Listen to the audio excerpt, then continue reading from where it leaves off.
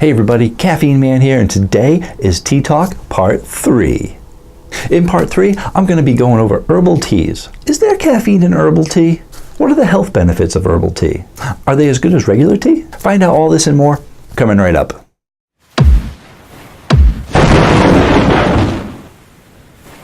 Welcome again everybody to Part 3 of Tea Talk. Tea Talk was an extensive and informative discussion on most things tea related. Tea is a very large topic, so I tried to discuss a large chunk of it in a 3-part series. More tea videos will pop up on my channel as time goes on, so if you like these videos about tea, feel free to hit the subscribe button. If you missed parts 1 and 2, I'll include a link down in the description box below, and I'll include a card right here to Part 1 if you want to check it out. In Part 1, I went over how much caffeine is in tea, as well as how many kinds of tea there are. In Part 2, I discussed all the health benefits of tea. In this part, I'm going over herbal teas, if there's any caffeine in herbal teas, and the health benefits as well. Now a lot of you might be saying, why is Caffeine Man doing a video on herbal teas? There's no caffeine in herbal teas. It's like you're an oxymoron. Would you just call me? Well, in a majority of cases, most people are correct. Most herbal teas do not have any caffeine in them, but there are a few that do. But before we get into that, let's talk about what herbal teas actually are. Herbal teas aren't actually true teas. When we refer to true teas, the true teas all come from the Camellia sinensis plant, which include black tea, green tea, dark tea, white tea, oolong tea, and yellow tea. Herbal teas are made from all different kinds of plants and can be made with fresh or dried flowers, leaves, seeds, dried fruits and spices, and herbs and roots. Nowadays, a lot of people drink herbal tea for its large variety of delicious flavors. A lot of people also like it because it's a caffeine-free beverage in most cases. Herbal tea is a good substitution for coffee for those that like to have a daily morning beverage. But it also has great health benefits. There are a lot of antioxidants in herbal teas. Not as many as regular true teas, but still a lot. And the health benefits for these teas will vary based on what kind of herbal tea you're drinking or what ailment you may be trying to overcome, if any. Herbal teas can date back to centuries ago. I mean, centuries ago. Like back when shamans went out into the backwoods to get herbs to heal people. That kind of centuries ago. Heck, I mean, Isla was making these herbs way back in the day when Isa started teaching her. Is that Daryl Hannah? If anyone actually guessed that reference without Googling it, let me know in the comments below. Is there caffeine in herbal tea? Most people would say no. Most people would be wrong. While it is true that a majority of herbal teas don't have any caffeine in them, there are some that do. Not many, but some. There are 2 holly plants, yerba mate and guayusa. The yerba mate plant is grown and processed in South America and known to have many health benefits and caffeine. Believe it or not, I actually found this drink here, yerba mate, at a local convenience store several months ago. I've actually been having it once a week ever since then because it's really good and it's not carbonated, and non-carbonated is always a plus in my book. I picked it up because it was in the energy drink section and wanted to try it out. It's completely organic, it's vegan, it's part of the fair trade, and it has lots of health benefits. The fact that it was non-carbonated definitely helped out as well. Then when I tried it, I thought it was delicious and continued to buy it.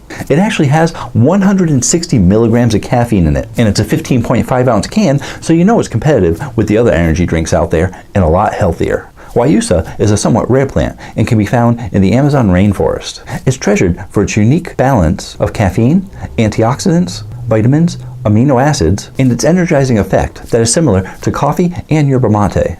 And its catechins provide a slow release of caffeine for sustainable energy. This gentler and more sustainable release of caffeine is said to create mental strength and focus rather than a caffeine buzz. In addition to the 2 holly-based plants, there's also the cacao plant, or more widely known as the cocoa plant, which are the same plants that chocolate come from.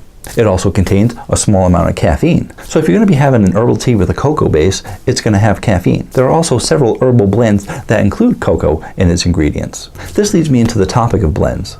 With so many different plants and fruits that herbal teas are made from, there are a smorgasbord of ingredients. I mean, some of these herbal teas have more ingredients than some of the trail mixes I've seen. And with all these ingredients, they sometimes have green tea, black tea, and white tea mixed in with them as well. Therefore, it's always safer to just read the package to find out if there is caffeine and what the ingredients are. If you see anything that says tea, it's most likely going to have caffeine in it. And that brings me to one more common misconception about a certain tea. Jasmine tea is sometimes thought of as an herbal tea.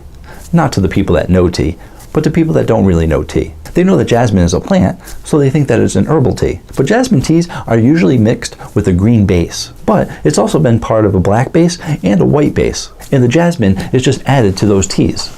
Jasmine doesn't actually have any caffeine in it, but a jasmine tea will have caffeine because it will have green tea or black tea or white tea as its base. But like I said, in a majority of cases, herbal teas aren't going to have any caffeine in them, but there are a few exceptions to that rule to keep an eye out for. So with all these plants, fruits, leaves, seeds, roots, teas, herbs, there are hundreds of different kinds of herbal teas. Which ones are the healthiest? Which ones taste the best? Well, I can't go over them all, because as you can see, the list is long. But I've picked out 10 that are a mix of healthy and tasty. If I happen to miss one of your favorites, feel free to let me know in the comments below. First off, the one that we all know and may love is chamomile tea. Personally, being caffeine man, I don't like chamomile tea. I'm fairly calm as it is. I actually need caffeine just to make me partially sociable. But I'm a weird one like that. I know most of the people in the world do need things to calm them down, and that's what chamomile tea is for. Chamomile tea is most known for having its calming effect, and is frequently used as a sleep aid. In one study of 80 postpartum women experiencing sleep issues, drinking chamomile tea for 2 weeks led to improved sleep quality and fewer symptoms of depression. Another study with 34 patients of insomnia found marginal improvements for those who took chamomile extract twice a day. In addition to its calming properties, chamomile also has anti-inflammatory, antibacterial, and liver-protecting effects. Other smaller studies found that chamomile tea can actually reduce the symptoms of premenstrual syndrome. In people with type 2 diabetes, saw improvements in blood glucose, insulin, and blood lipid levels. Peppermint tea. Peppermint tea is one of the most commonly used herbal teas. It's primarily used to help support digestive tract health, but it also has antioxidants with antibacterial and antiviral properties. Several studies show that peppermint oil, which often includes other herbs as well, can help relieve indigestion, nausea, and stomach pain, as well as being effective in reducing spasms in the intestines and esophagus. It's also effective in relieving symptoms of irritable bowel syndrome. Plus, it tastes like peppermint. Ginger tea. This is a personal favorite of mine because I like spicy things, and I even make it myself with fresh ginger. It's super simple to make, and I usually add honey to it.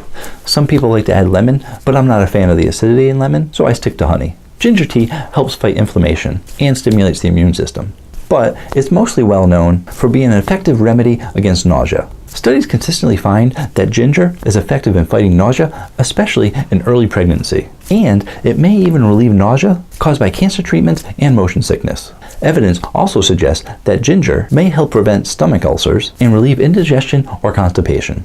Overall, everyone's known that ginger has health benefits. Making tea out of it just extracts those benefits into liquid form. Hibiscus tea. Hibiscus tea is made from the colorful flowers of the hibiscus plant. Hibiscus tea has antiviral properties, and test tube studies have proven that its extract against strains of the bird flu. However, no evidence has shown that it can help fight off flu symptoms. Hibiscus tea has shown a positive effect on high blood pressure. On the downside, hibiscus tea may interfere with the duration of the effects of aspirin. Therefore, it's best to take them a few hours apart. Cinnamon tea, another favorite of mine. I like almost anything cinnamon flavored. I say almost everything because I recently tried some cinnamon caffeine gum. Not good. But if you want to find out more about some good caffeine gums, I'll include a card above. That'll take you to a video about caffeine gum. But overall, cinnamon, 2 thumbs up. Studies have shown that cinnamon is good both for the body and mind. Cinnamon is known to clear the brain, improve cognitive speed, increase focus, and encourage the growth of neural pathways. It's also good for calming an upset stomach, gas, diarrhea, and improving digestive health. Its stimulating effect on stomach acids help digestion be more effective and decreases the chances of gastrointestinal uncomfortableness. The antioxidants in cinnamon tea also help boost the immune system, which helps guard you against colds, the flu, and other infections. This is especially effective in the stomach, where many harmful pathogens can be found. Echinacea tea. Echinacea tea is an extremely popular remedy for fighting off the common cold or preventing cold as well. Studies have suggested that echinacea helps boost the immune system, which can help the body fight off viruses and infections. Although there have been a lot of studies showing that it does help reduce the duration of a cold, science has yet to give a definitive answer on it. Come on, science. With technology today, just do it. Get on it. Rosehip tea.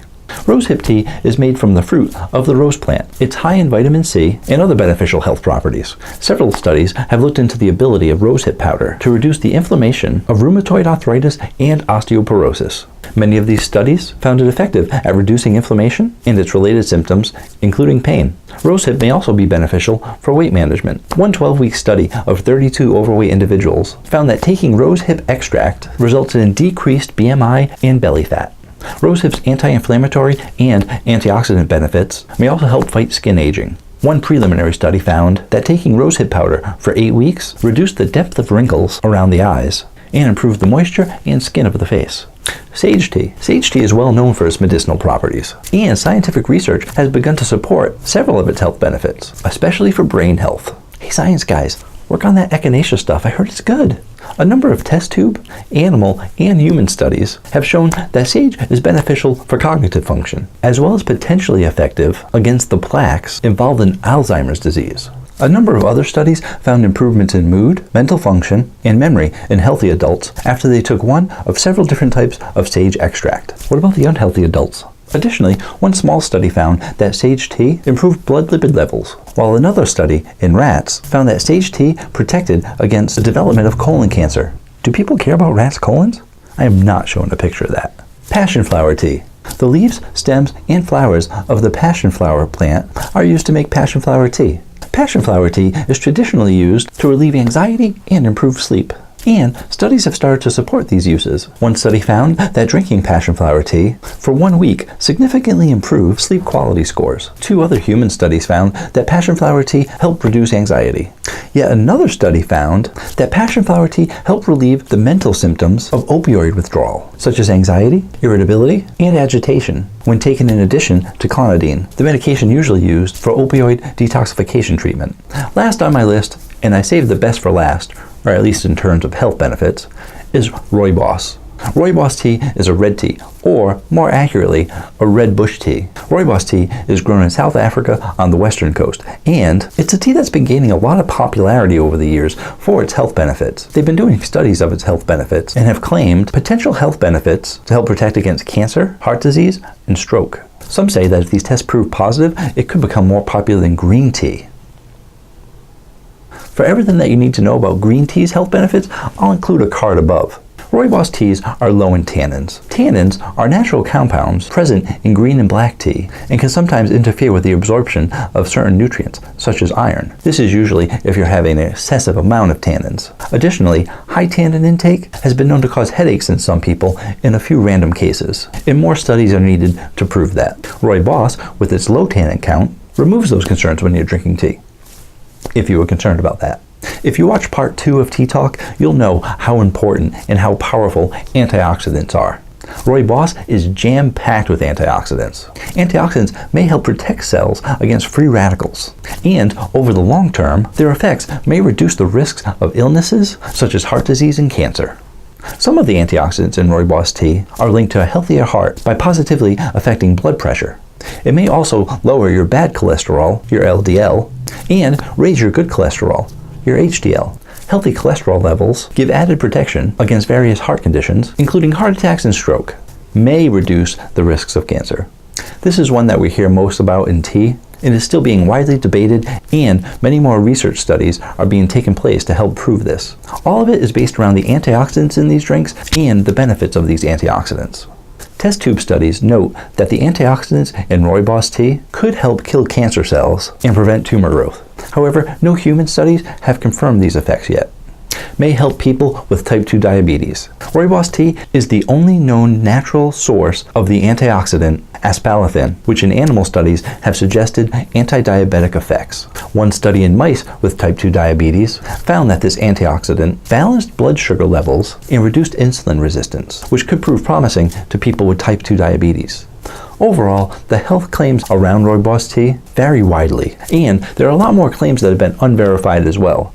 Among those include bone health, improved digestion, and being used as a sleep aid, as well as to help allergies.